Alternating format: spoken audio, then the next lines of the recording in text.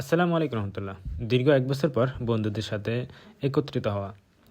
তো আমরা বেশ কয়েকদিন থেকে প্ল্যান করতেছিলাম যে ঠিক আছে, এবার শেষ রমাদানের শেষ ইফতারিটা ইনশাআল্লাহ আমরা একসঙ্গে করব। যেই কথা সেই কাজ, প্ল্যান করে আমরা আজকে ইফতারের আয়োজনটা করলাম। আলহামদুলিল্লাহ, আমরা তো আমাদের বাড়ির পূর্ব দিকেও নদী, উত্তর দিকেও নদী।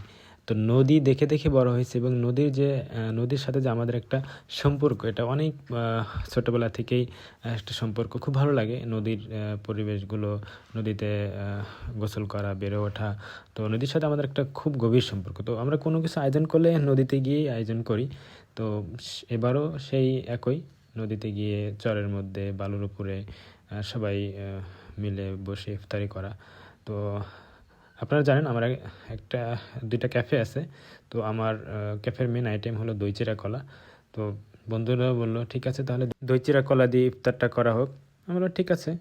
তো আমি সেই দই চিড়া কলা দিয়েই আমাদের একটা আইটেম ছিল, আর পাশাপাশি ফ্রুট ছিল, তরমুজ ছিল, আর আমাদের বাঙালির একটা চিরাচরিত মানে ভাজা পোড়া টাইপের কিছু ছিল। তো আলহামদুলিল্লাহ, খুবই ভালো লাগলো। পরিবেশটা দারুণ ছিল। আজকের আবহাওয়াটা একটু মেঘলা, হালকা বাতাস।